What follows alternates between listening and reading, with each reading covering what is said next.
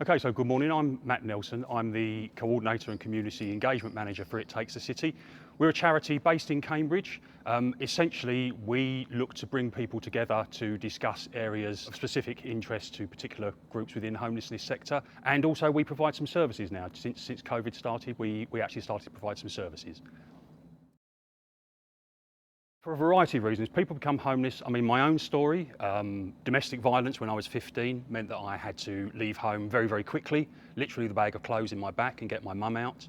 I then spent 3 years sofa surfing. And then again in my 20s, I had a conventional life, I had a partner, I had a rented property, and then relationship breakdown and losing my property, I was homeless again. So that's me, but people can become homeless through domestic violence, through substance misuse. We have a lot of ex-veterans from the forces who become homeless. So there's a whole variety of reasons, and everybody's story is unique. Okay, so you may have seen people rough sleeping, street homeless. They've been around for many, many years. But what we found during the COVID pandemic, the government brought in a policy called Everybody In, which essentially we were given money, local authorities were given money to get people safe in a COVID-safe environment. And what we found from that was what had been suspected for a number of years, that street homelessness is literally just the tip of the iceberg. Like myself, I was sofa surfing, so I was part of the hidden homeless.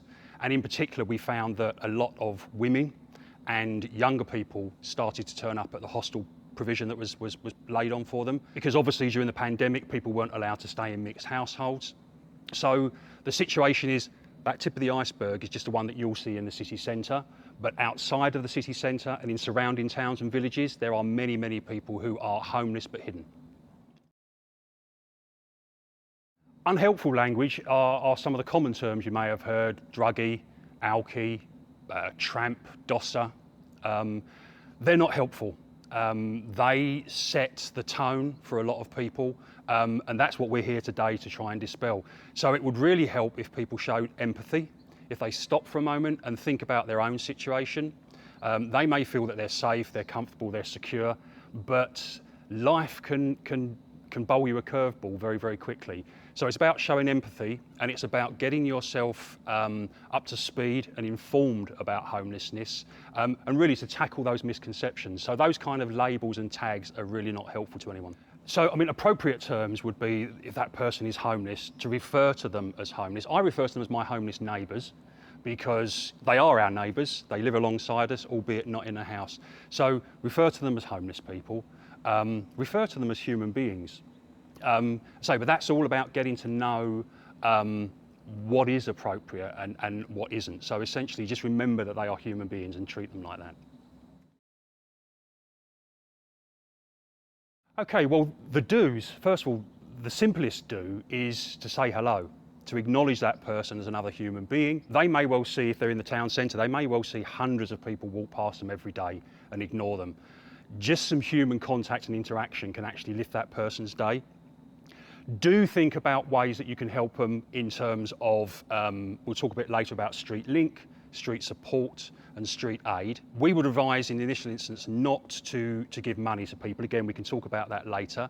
But the first thing is to acknowledge that person, okay? Don't show aggression towards them, don't ignore them.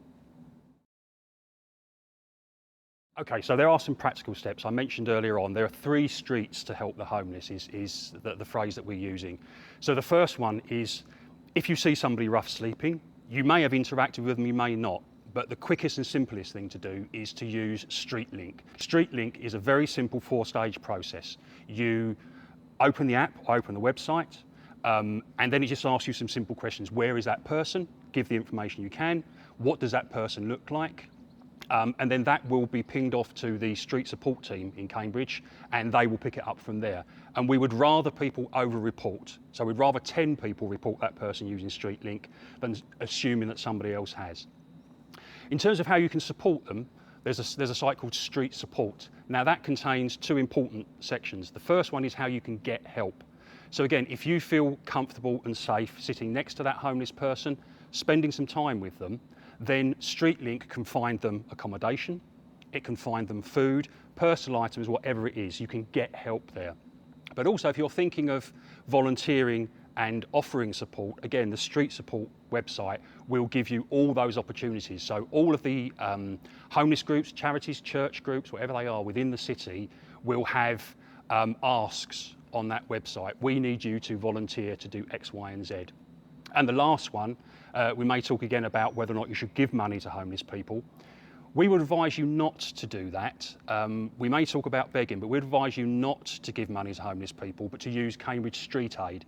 Now you'll see the bright yellow contactless pay points that you can use around the city.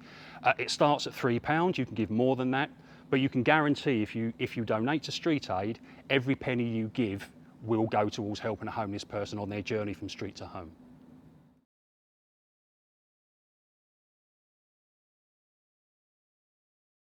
Okay, let's dispel the popular misconception that there is a charge for a homeless person to get a room for the night in one of the hostels.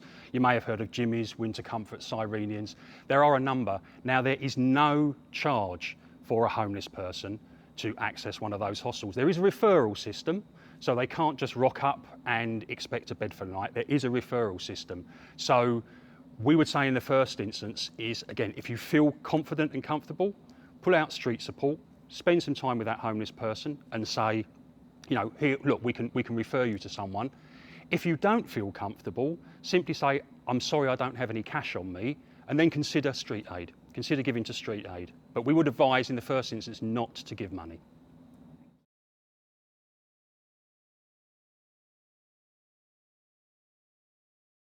Okay, the first thing, don't let it get you down and don't feel helpless that you can't help or assist that person. So again, get yourself up to speed on what support is available. So you know you're armed and you're ready when you go out on the streets. You know about Street Aid, Street Support and Street Link. And if you have time, consider volunteering. Whether that's from helping existing student groups, Street Biter One you may have heard of that help actually on the streets, or you may want to volunteer for Jimmy's, Winter Comfort.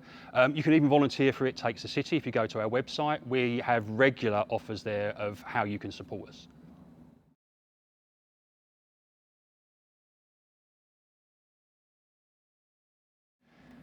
Okay, the first thing we need to remember is not to seek confrontation. So don't inflame the situation. Let's not start a fight over this. But what we do need to remind you is that harassment and assault are potential criminal offences. So my advice would be to bear witness. So whether that is standing at a safe distance and using your eyes to bear witness. If you want to film that on your mobile phone, potentially as evidence, do so. But remember, that's not for sharing on social media. That is, you are bearing witness to a potential crime. So let's not inflame the situation, but let's bear witness.